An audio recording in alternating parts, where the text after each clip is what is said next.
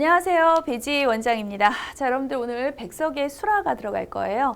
사실 이 작품이 어려운 작품은 아닙니다만 백석 작품이라 제가 이제 사실 알잖아. 나 그렇게 작가의 초점을 맞추지 않는 거. 왜냐?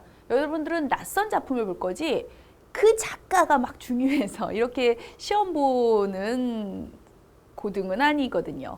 고등은 이제 전체적으로 넓고 크게 이러다 보니까 제가 작가를 막 설명하고 이러진 않아. 그런데 간혹 있지 그런 작가들이 그 중에 한 명이요. 야, 백석은 정말 중요하다 못해. 자, 백석 시인이 뭐 다양한 시를 쓰고 여러분들이 앞으로도 다양한 시를 보겠습니다만 가장 중요한 초점 하나가 있어요.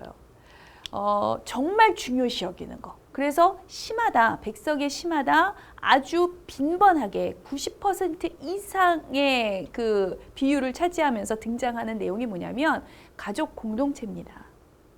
백석이 가장 좋아하는 거예요. 그러니까 뭐냐면 우리 가족, 얘들아, 우리 친척들까지 한번 합쳐볼까? 그래서 친지, 그래서 가족과 친족들까지.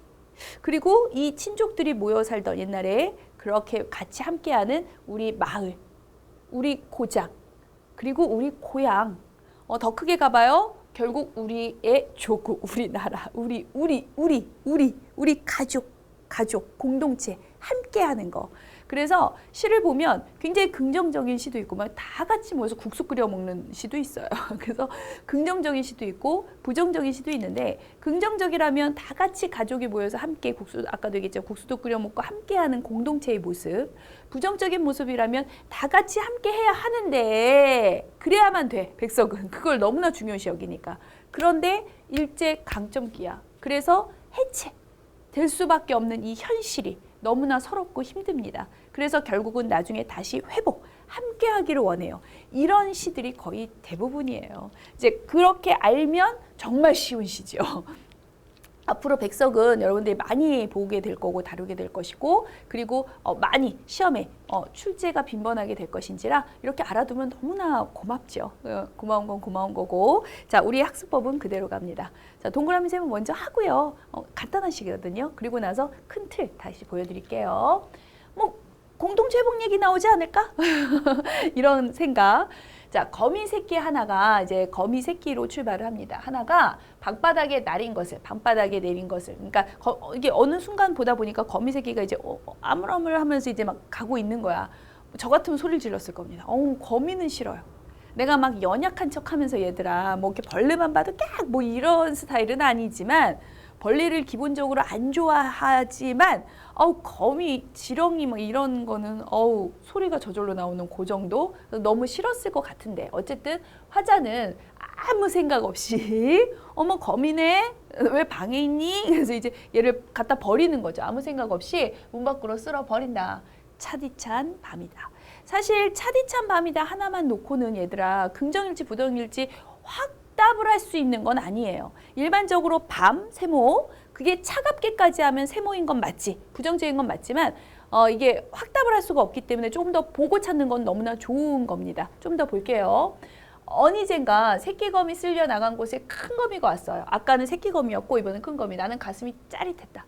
짜릿한 것에 여기서의 짜릿은 물론 더 가보고 보자. 뭔가 너무 기분이 좋아. 나 이번에 시험 성적이 난 생각지도 않게 100점을 맞아가지고 와 진짜 기분이 너무 짜릿했어. 할 때는 긍정일 수 있으니까 그렇잖아. 그러니까 조금 더 가보자고. 나는 또 큰 거미를 쓸어서 문 밖으로 버리며 찬 밖이라도 새끼 있는 대로 가라고 하면서 서러워한다. 됐죠? 그러니 서러워한다. 왜냐면 아까 거미를 버렸잖니. 근데 또 거미가 있다는 건 밖에 한번 나가봐. 또 있을지 모르니까 같이 만날 수 있잖아. 지금 얘네가 헤어진 걸 본 거잖아. 뭐 무슨 이유에건 서러워했으니 여기서의 짜릿은 왜 그런 거 있잖아. 가슴이 저릿저릿해. 왜 많이 속상하고 아플 때. 그럴 때 저릿하다, 짜릿하다. 뭐 이런 표현의 짜릿. 그러면 아까 됐어요? 차디찬 밤은 밤이었네. 우리가 일반적으로 얘기하는. 그리고 뭐 우리가 백석을 안다면 일제강점기의 그런 차가운 현실을 뭐 얘기할 수 있겠지요. 이렇게 보는 거야. 문맥 보고 찾으라고 했잖아. 그래서 이렇게 해서 아린 가슴이 싹기도 전이다. 아린다는 것은 가슴이 아려요. 애려. 뭐 그래서 왜 가슴이 너무 고통스러워요. 아파요라는 뜻이야. 그러니 아파요. 그게 싹기도. 이따가 다시 한번 보여주겠습니다만 삭다. 삭다. 그러니까 뭔가 감정 같은 것이 좀 내려앉다, 가라앉다. 뭐 이런 의미야. 근데 그러하기도 전이야. 너무 가슴 아프다. 생각해보니까 어머 쟤네 가족인 것 같은데 헤어진 거야. 그러면 만났으면 좋겠다. 어떻게 가슴 아파. 백석 가족 공동체 얘들아 그래야 되는데 라고 하는 그 아픈 가슴이 이게 가라앉기도 전에 또 본 거예요. 뭘 봤냐면 어디서 좁쌀 알만한 그런 알에서 가재 깨인 듯한 가재 이제 막 금방 갓 깨인 듯한 발이 채 서지도 못한 무척 작은 새끼거미요. 정말 작은 새끼거미. 아까 새끼보다 더 작아요. 그런 거미가 이번에는 큰 거미 없어진 곳으로 와서 아물아물 거리는 거지요. 나는 가슴이 메어지는 진짜 가슴이 메인다라고 하잖아. 정말 아픈 걸 극도로 넘어설 때 하는 표현이죠. 내 손에 오르기라도 하라고 나는 손을 내어 미지만 좀 올라와봐 하지만 애기니까 분명히 울고 불고 할 이 작은 아직 거미니까 잘 모르지만 보이진 않는 거예요. 너무 작으니까. 하지만 거미가 울고 불고 한다라고 하는 것으로 봐서 어쨌든 이 거미들이 헤어진 것, 가족이 해체된 것에 대해서 나도 물론이지만 이 거미들도 좋아하는 건 아니죠. 당연한 얘기지만 이 작은 것을 나는 무서이 달아나 버리며 나를 서럽게 한다. 서럽죠. 나는 이 작은 것을 고이 보드러운 종이에 받아서 아까와 달라졌죠. 아까는 봤어요? 아무 생각 없이 그냥 툭 내보냈다면 이제는 아주 보드러운 종이에다가 아주 곱게 태도를 아주 배려심이 넘쳐요. 또 문 밖으로 버리면서 버려줘야 문 밖에 아까 두 마리를 문 밖에 버렸잖니? 그러니까 문 밖에 버려줘야 만날 수 있잖아. 그래서 문 밖에 버리며 이것에 엄마와 누나와 형이 뭐 알 수는 없어요. 꼭 엄마 아니라 아빠일 수도 있겠지만 그게 중요한 게 아니야. 가족으로 봤다. 엄마, 누나, 형 가족으로 봤다라는 게 중요한 거잖아. 그래서 형이 가까이에서 이것을 걱정하며 있다가 쉬 만나기라도 했으면 그러니까 가족 모두가 다 같이 만났으면 아까 제가 처음에 스타트할 때 얘기했던 내용이죠. 만났으면 만나기라도 했으면 자 화자가 원하는 거야. 그랬으면 좋으련만 하고 그랬으면 좋았련만 하는 건 가정이고 아직 만난 건 아니니까 그러면서 지금 만나지 못하고 이러고 있는 상태를 나는 슬퍼한다. 끝났어요. 내용 정리하면 주제라고 그랬어 얘들아. 화자가 거미를 보고 이제 거미만 놓고 내용 정리하셔야 돼요. 거미의 가족이 해체 혹은 거미의 가족이 이별된 상황을 보며 슬퍼함. 그거죠.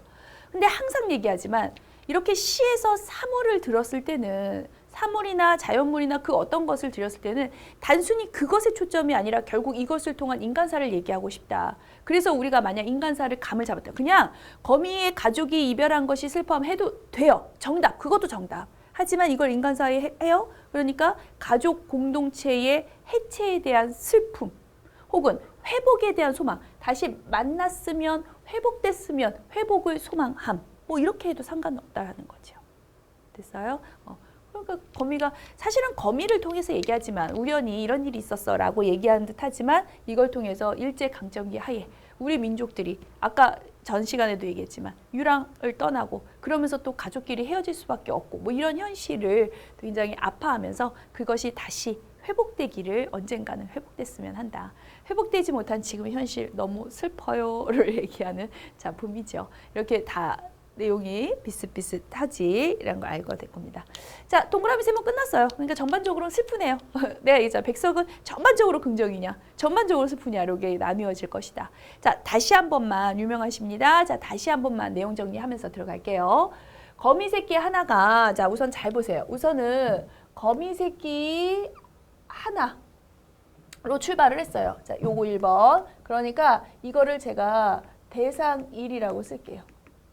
그랬는데 아까 봤니? 근데 이거를 아무 생각 없이 요거 아무 생각 없이 화자의 감정입니다. 화자의 감정이라고 해도 되고 얘들아 정서라고 해도 돼.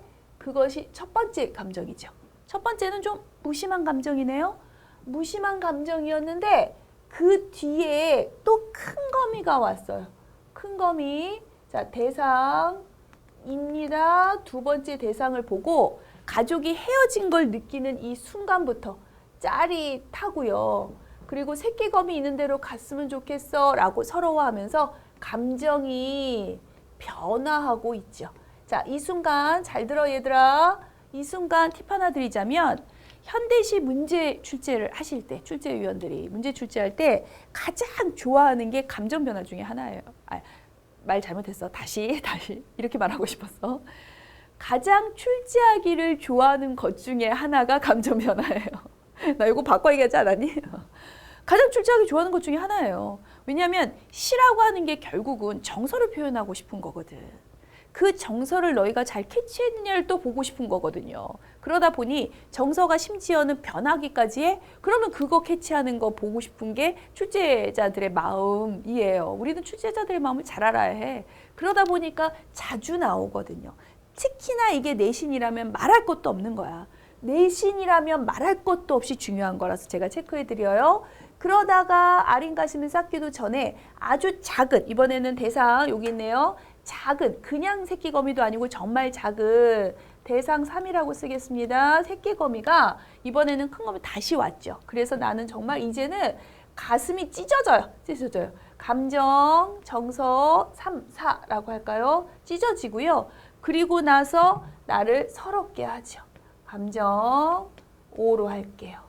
마지막 슬퍼한다까지가 감정 6. 실제 만약에 내신에 이 작품이 나온다면 대상이 변화되는 거, 그래서 세 개의 대상이 나온 거, 그리고 감정이 변화되는 거. 감정이 이렇게 돼서 요거 표시 한 번만 해봐 볼래? 여기에다가 뭐 그 다음에 뭐 아리다, 뭐 여기 아리다 해도 되고 상관없어요. 여기 그 다음에 결국은 여기까지 이렇게 감정 변화되는 거 알아두시는 게 가장 큰 첫 번째 초점입니다. 그리고 대상이 변화했고요. 그리고 거기에 맞는 내 태도도 처음에는 얘들아 그냥 무심히 보냈잖아. 그런데 마지막 보이십니까?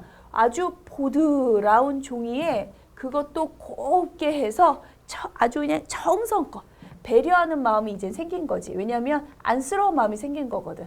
정성과 배려를 가지고 애를 내보내주는 요 장면, 요런 것들이 변해요 라고 하는 거 초점 잡아주시면 큰 틀에서 말하고자 하는 건 거의 다 마무리가 된 겁니다. 표현법 하나 볼까요? 울고불고해요, 작은 게. 그리고 엄마야, 누나 형이야 라고 표현을 한다는 거. 자, 요 부분이죠. 작은 것이 나를 무서워히 달아나면서 울고불고 할 거고요. 여기 엄마하고 누나하고 형하고 가까이서 만났으면 좋겠어요. 둘 다 의인화 쓰였습니다. 의인법이 쓰였습니다. 알아두시면 됩니다. 두 개 다, 요거. 두 개 다라는 뜻이야. 여기다 내가 화살표를 하려다가 화살표 하면 또 대조 이렇게 오해할까봐 제가 그거는 표시 안 해요. 자, 의인화 표현법 쓰였다는 거 요까지. 자, 아주 중요한 표현법 하나만 더 마무리할게요. 자, 중요해서 표현하자면 사실 전반적으로는 지금 이게 물론 거미에 대한 얘기지만 우리는 대충 알고 있어. 백석의 시이기도 하니까 이게 그래 일제강점기에 가족이 해체된 그 현상을 얘기하는구나 라고 하는 건 알고 있어요. 그렇죠? 그래서 더더욱 중요한 게 바로 이 배경이죠. 배경은 크게 두 가지로 말할 수 있어. 정말 차디찬 밤이요. 그러니까 정말 뭔가 추울 수밖에 없는. 그런데 밖에 얘네들이 더구나 새끼거미가 아물거리고 다니잖아. 헤어져서. 그러니 얼마나 춥고 비극적인 모습을 나타내고자 하느냐. 좀 더 구체적으로요. 그렇죠. 비극적이죠.